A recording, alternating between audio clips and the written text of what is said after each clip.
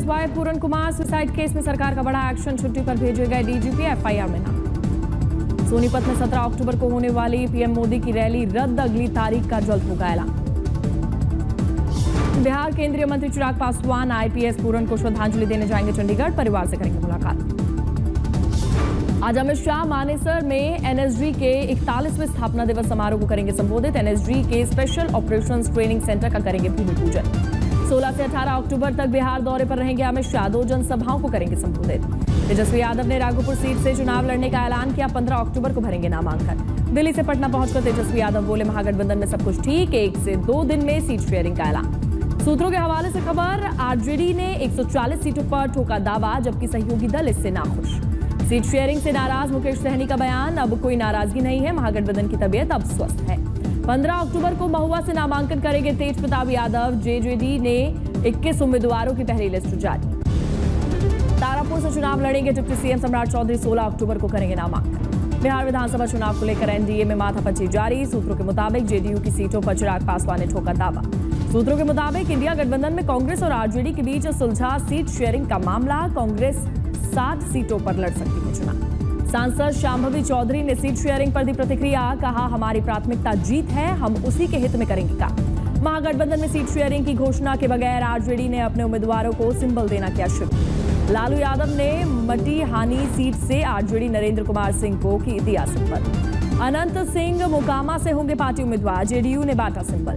बिहार चुनाव से पहले आरजेडी की परेशानी बढ़ी, आईआरसीटीसी घोटाले में लालू राबड़ी और तेजस्वी के खिलाफ आरोप तय। बिहार विधानसभा चुनाव 2025 के लिए बीजेपी नेताओं को दी गई बड़ी जिम्मेदारी, दिल्ली मुख्यमंत्री रेखा गुप्ता समेत अन्य मंत्रियों को भी चुनाव प्रचार की जिम्मेदारी।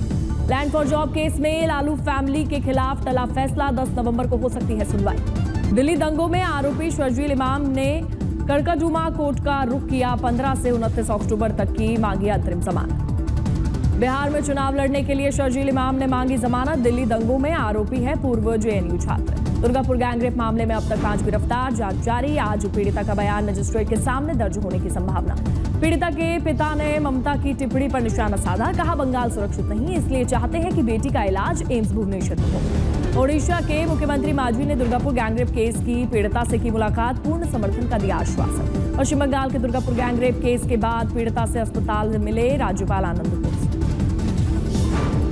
दुर्गापुर रेप केस में ममता के सांसद सौगत रॉय ने दिया विवादित बयान, कहा महिलाओं को सावधान रहना चाहिए क्योंकि पुलिस हर जगह नहीं रह सकती। नेता प्रतिपक्ष शुभेंदु अधिकारी ने सीएम ममता बनर्जी के बयान पर राज्य सरकार पर बोला हमला, कहा सीएम का बयान शर्मनाक, पीड़िता की हालत स्थिर लेकिन अस्पताल प्रशासन नहीं दे रही रिपोर्ट। ओडिशा राज्य महिला आयोग रेप पीड़िता से मिलने पहुंची दुर्गापुर अस्पताल, 3 सदस्यीय टीम के साथ मौजूद रही राज्य महिला आयोग अध्यक्ष शोभना महंती। दिवाली पर सिर्फ हिंदू व्यापारियों से शॉपिंग वाले बयान पर फंसे एनसीपी विधायक संग्राम जगताप, डिप्टी सीएम अजित पवार ने एमएलए से मांगा जवाब। महाराष्ट्र निकाय चुनाव के पहले शिवसेना यूबीटी सांसद संजय राउत का बड़ा बयान, उन्होंने दावा किया है कि राज ठाकरे की पार्टी महाविकास आघाड़ी में होना चाहती है शामिल।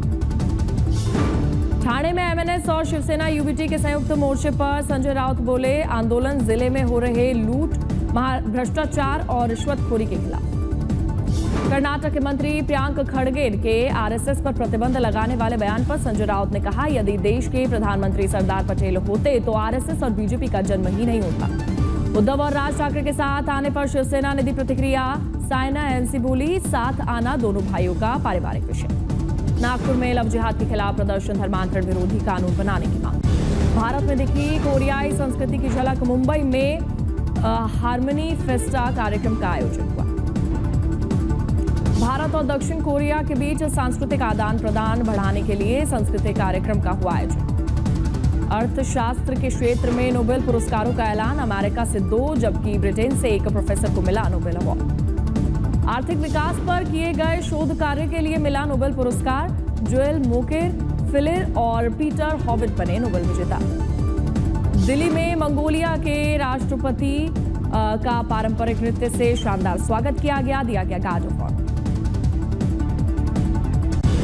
दिल्ली में महिलाओं के लिए नई सौगात, जल्द लॉन्च होगा सहेली पिंक कार्ड, बसों में मुफ्त सफर होगा आसान।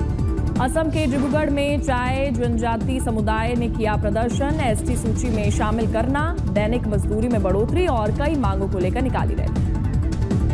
अलायंस एयर ने शुरू की फेयर से फुर्सत योजना। 13 अक्टूबर से 31 दिसंबर 2025 तक स्थिर रहेगा किराया। नागरिक उड्डयन मंत्री राममोहन नायडू रहे मौजूद।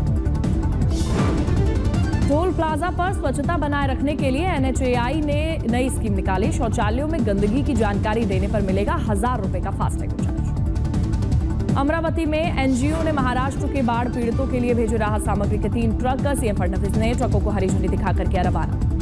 देश भर के बाजारों में दिख रही दिवाली की रौनक। मिट्टी के दियों, लक्ष्मी गणेश की मूर्तियों और झालरों की हो रही है बम्पर बिक्री।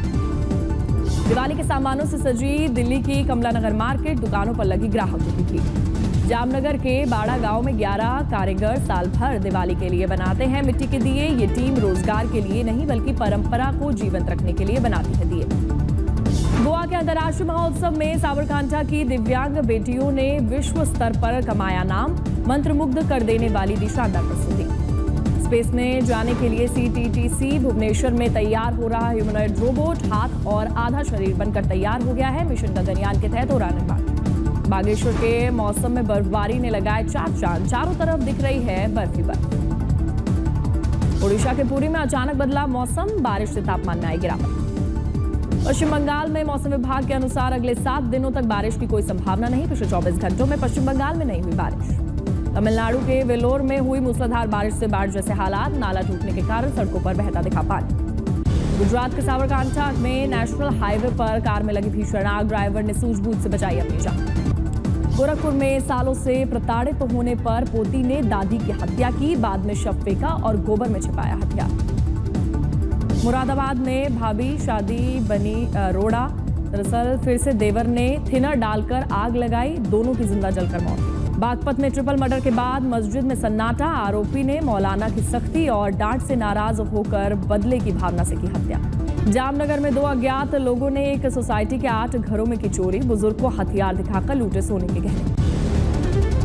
मैनपुरी में बिजली गोदाम में भीषण आग लगी। कार और 3 बाइक समेत लाखों का सामान जलकर खाक। झारखंड के जमशेदपुर में बच्चों के विवाद के बाद 2 गुटों में झड़प। करीब 60 लोगों ने सैलून में तोड़फोड़ की। बोकारो में एक शख्स ने मां बेटे को पिछले 15 महीने से बना रखा था बंधक। सूचना मिलने पर पुलिस ने की कार्रवाई और दोनों को कराया मुक्त। बिहार के बेगूसराय में विधानसभा चुनाव के बीच शराब तस्करों के खिलाफ कार्रवाई। 313 कार्टन विदेशी शराब बरामद। 3 तस्कर गिरफ्तार। कोटा में स्कूल बिल्डिंग के निर्माण में भ्रष्टाचार। मंत्री ने विजिलेंस को दिए जांच के निर्देश। पिछले सालों में कामों की करेगी जांच।